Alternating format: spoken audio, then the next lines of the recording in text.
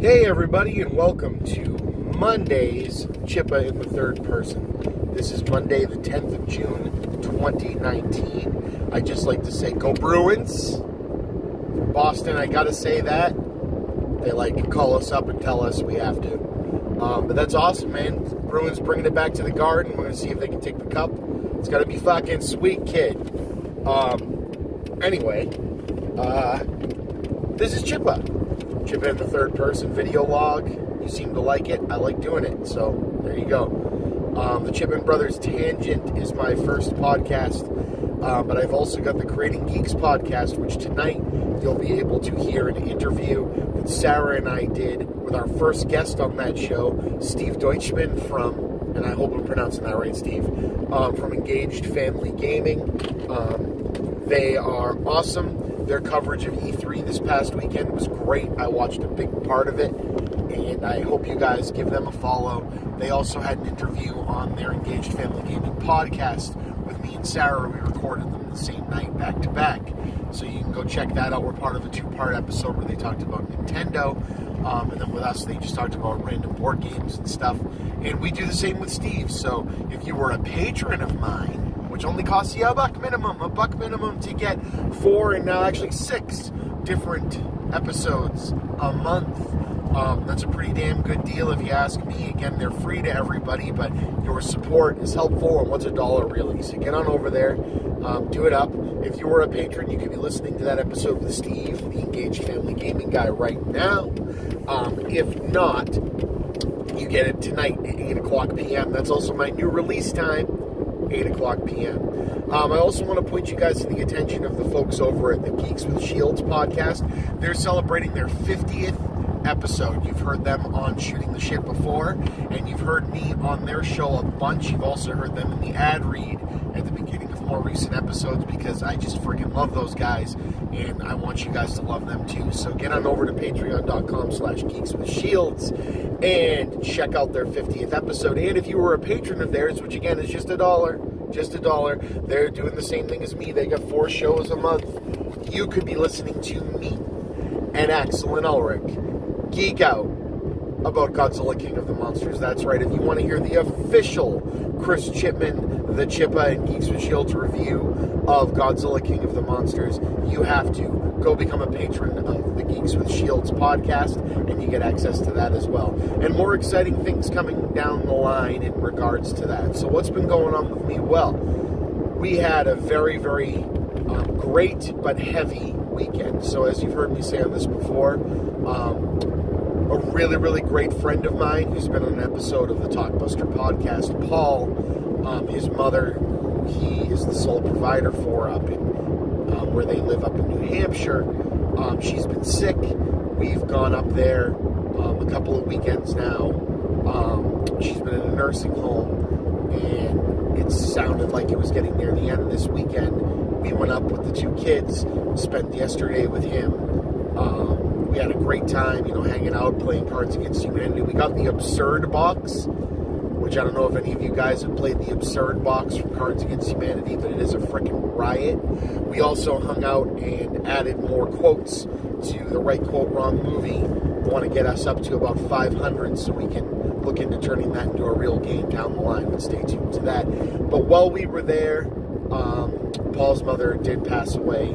He got the call, so we were there for him. We got home about 4 in the morning, and I just want to say to Paul, you're a great friend, a great son. You did everything you could for her up until the very end, and you should be proud of that. And we're here for you, us and all of your friends back here in Massachusetts and everywhere. So cheers to you, sir. We'll be talking to you soon. On Saturday, you probably saw me posting some pictures from this. My cousin Jackie and her husband Dennis. Dennis is one of my very favorite people. Absolute blast. Little Jersey boy. He's my metal friend. Iron Maiden, Metallica, and all that fun stuff. We just go back and forth. But they're having their second kid, a daughter. They have a son. They're having a daughter, and they're baby shower was on Saturday, so congratulations to Jackie and Dennis, and I can't wait to meet this awesome little kid. And Dennis, I can't wait to go see my first time seeing Iron Maiden this August with you, buddy. I can't friggin' wait.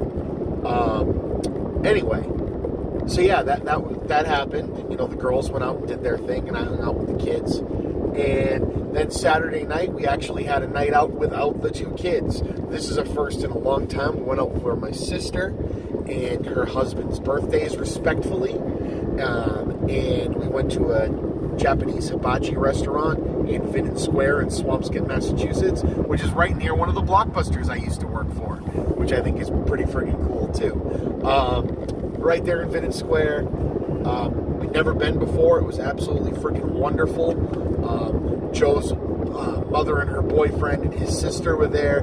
His cousins and their family were there. It was an absolute blast. And my brother, Movie Bob, was there. And you probably saw me tease at the idea, we've been talking about this for a long time, of having my sister join on the Chipman Brothers Tangent for an episode and do the Chipman Siblings Tangent. The date for recording that has been scheduled, so coming soon, the Chipman Siblings Tangent will be taking over the Chipman Brothers Tangent for an episode. And hey, if it goes well, which I'm sure it will because Kate is a blast, we will definitely have her back and add her into the mix from time to time.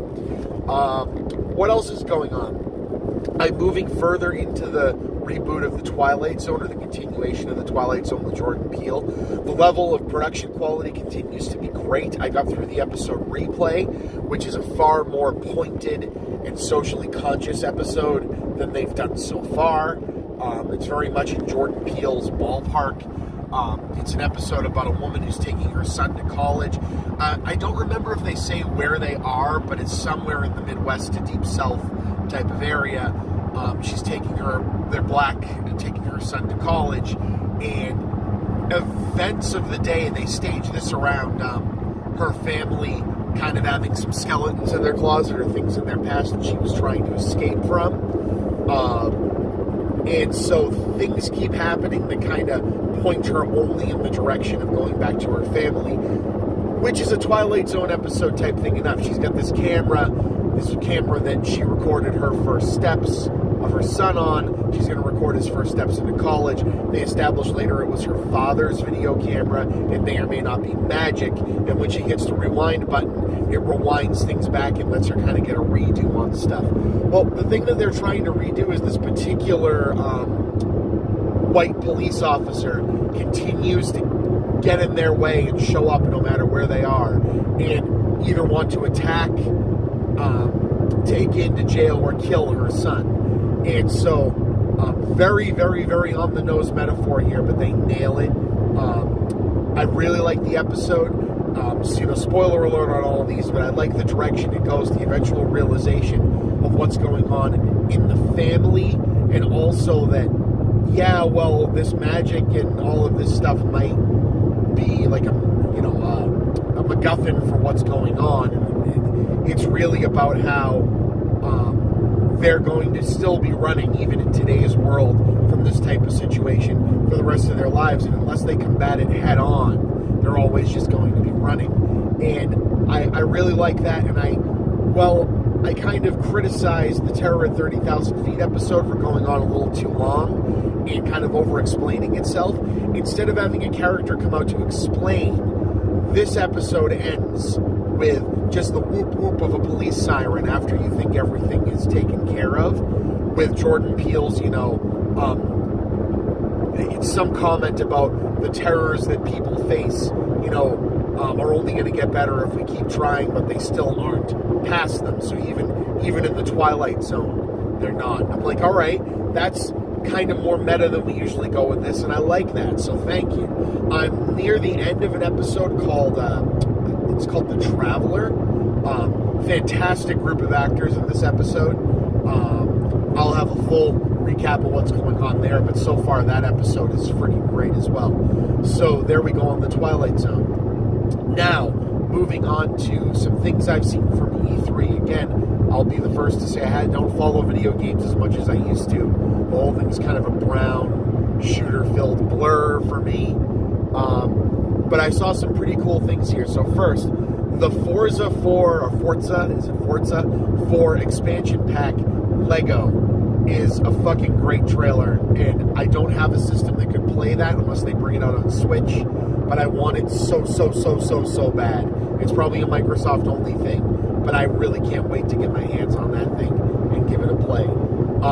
Other cool things, the Jedi Fallen Order trailer came in, and I know a lot of people's reaction is that they're kind of bored by it.